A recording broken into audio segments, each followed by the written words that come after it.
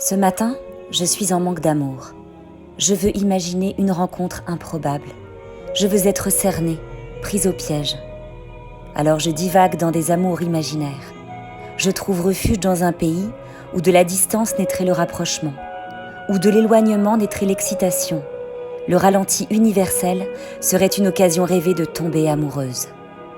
Comme c'est moi qui décide de tout, normal, je suis le chef d'orchestre de ce joyeux bordel, je décide que c'est toi que je connais déjà qui saisira cette opportunité pour échanger avec moi. Première semaine, on encaisse le choc. Je suis en train de danser en m'habillant sur Just a Gigolo. Coupé dans mon élan et dans ma course, un premier message s'affiche sur mon portable. Je l'ouvre. « Ça va toi ? T'es à Paris ? Au vert ? Avec tes proches ? Seul ? Je t'espère en forme, à l'abri. Je veux m'assurer que tes journées sont des journées de plaisir. Je t'embrasse. » Puis une lettre. A. Une première idée me traverse l'esprit. C'est une erreur de destinataire. Est-ce bien à moi que s'adresse ce message ? Il ne peut pas penser à moi dans un moment pareil, il a certainement d'autres chats à fouetter. Et puis rapidement, une autre idée chasse la première. Après tout, c'est possible. Je mérite bien un peu de délicatesse et j'accueille à bras ouverts cette jolie attention. Quelques mots qui enveloppent, une pensée qui m'est destinée, rien que pour moi. Égoïste, je savoure. Je veux répondre avec autant d'authenticité et de vérité. Ça va, je suis à Paris, seule oui, merci. Pour le moment, je ne m'ennuie ni de moi, ni du monde, ni des gens. Très touchée que tu prennes des nouvelles. Et toi, comment vas-tu ? Et j'ajoute un D pour le rejoindre un peu dans une humble signature, comme dans un geste équivoque. Mince, ça va ce que j'ai dit ? Il va penser que... Oh, et puis merde. Je reprends ma danse là où je l'avais arrêtée, avec un petit sourire juste là, qui s'est déposé dans le coin de mon cœur. Ah, nouveau message. Ça va, merci, content de savoir que tu vas bien. Moi aussi, seule. Mais j'arrive à profiter de ce moment de calme pour faire plein de petites choses que j'ai jamais eu le temps de faire. Je cuisine, je lis, je regarde des films, je peins, je pense. À bientôt. Ah. Et puis tous les jours, un message de lui s'égarerait vers moi. Il voudrait s'assurer que je tiens le coup. On parlerait beaucoup de nos ressentis, de nos réflexions sur le monde de demain. On découvrirait qu'on a exactement la même vision du monde. La deuxième semaine, on chercherait à se divertir. On inviterait la légèreté dans nos conversations. Il me partagerait une vidéo, une blague, un trait d'humour. On se dévoilerait petit à petit, juste avec des mots où l'on glisserait à l'intérieur de la tendresse. La troisième semaine, je découvrirais une sensation nouvelle. Au réveil, j'attendrai des messages. Impatiente, j'échangerai avec lui une photo de mes pieds au soleil comme un petit bout de moi que j'aimerais lui offrir. En retour, il me dévoilerait un morceau de ses mains qui peignent ou qui cuisinent. Il cuisinerait trop bien.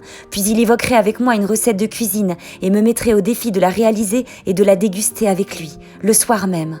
Une jolie idée pour savourer un moment en commun, une sorte de communion de nos sens. À table, je recevrais une photo de son plat. Le mien est beaucoup moins présentable, cramé. Il rirait, il m'encouragerait. C'est un coup d'essai, faut pas lâcher. Il m'inviterait à écouter un titre précis en dégustant sa recette pour nous rapprocher encore. Et je saurais que là, entre lui et moi, il y a juste la lune. Ensuite, on s'enverrait des petits bouts de nous chaque jour. On ne se parlerait pas.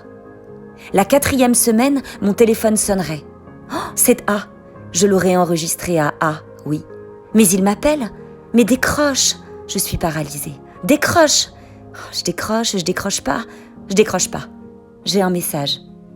Sa voix, si vous saviez, une évidence, un tsunami qui vous traverse, une vague de papillons qui vous engourdit, des fourmis dans le cœur, la tête et les jambes. J'aimerais son humour, sa douceur dans les mots, son calme, sa voix chaude et grave, son rire qui éclate, son envie irrépressible de chanter, souvent, et son humour qui décape. La 5e semaine, la peur s'installerait. On fantasme tellement l'un sur l'autre. J'aurais peur de demain. Il saurait me rassurer parce qu'entre nos murs, on se parlerait de tout. Ce temps-là de la vie qui s'arrête, on l'aurait pris pour se connaître et faire grandir le plus précieux. Je connaîtrais pas ses baisers, certes, ni ses gestes. Je les aurais imaginés simples et délicats comme lui. J'aimerais son envie d'être à côté de moi. Avec lui, tout s'illuminerait. Comme on est pathétique dans ces cas-là, j'aurais créé une playlist qui nous ressemble. J'y aurais glissé les harmonies et les airs qui nous racontent. Je lui enverrais comme pour flirter avec lui. Heureux de la recevoir, il me proposerait de danser avec lui. Alors on danserait, avec comme passerelle entre nous, un morceau d'Elvis. J'embrasserais ce doux moment, et en fermant les yeux, je m'échapperais avec lui, je partirais en voyage.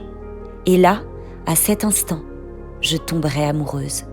Je compilerais nos conversations, nos échanges dans un album, pour ne jamais les oublier, peu importe la suite. Je me souviendrai de chaque rire qu'il aura fait éclater pour briser mon quotidien. Lui, il dirait que c'est le mien qui l'a fait craquer. Dans cette déclaration, je lirai de l'amour en pagaille. C'est décidé, j'emmailloterai ce que j'aurai vécu avec lui et je lui offrirai demain quand on se retrouvera, comme un petit trésor de notre parenthèse magique. Peu importe l'après.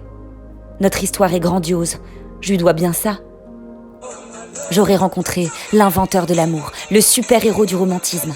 Il serait volatile, élastique, légèrement soluble et tout à fait explosif. Il deviendrait mon isolant et je serais son isolé. Parce que seule, je serais toujours certaine d'être avec lui.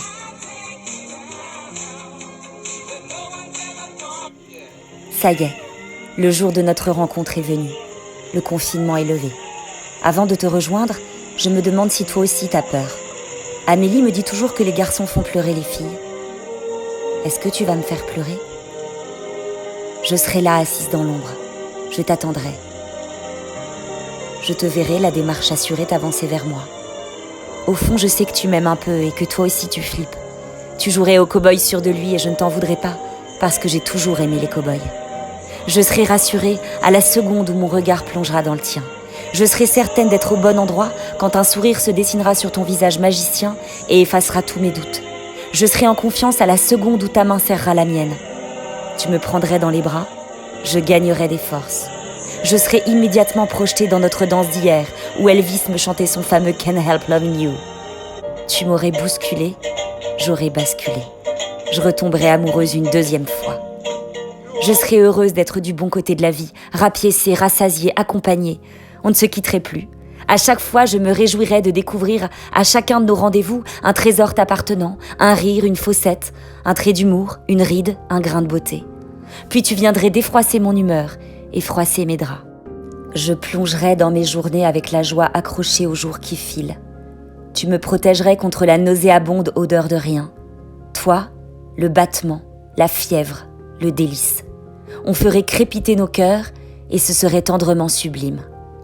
La vérité, c'est que ce matin, j'avais envie d'amour au balcon, d'une épopée amoureuse, d'une chevauchée dans les méandres du romantisme. J'ai rêvé sans complexe cette jolie petite histoire. Je flâne main dans les poches et tête en l'air, un sourire béat d'imaginer tout ça. Je sais, c'est gnangnan, c'est pas à la mode de rêver, mais je me fous du ridicule. Moi, je suis une grande rêveuse. Je chante, je danse, je regarde le monde au lieu de mes pieds. Alors, sur mon 31 ou pas, sapé, déguisé ou à poil, en chaussons, dans le creux de mon lit, dans une bagnole ou sous ma couette, rêver devient un ravissement. Encore un peu de maléfice ? Je prends ce confinement comme un sortilège. Une fois le sort conjuré, le carrosse se transformera en citrouille. Les jours redeviendront des jours de semaine, tout pas drôles avec leurs costumes cravate et leur attaché-caise, leurs mocassins à glands et leur tête d'enterrement. Mais je décide que ce ne sera que jusqu'au prochain ensorcellement. Pour le moment, je veux prolonger le maraboutage.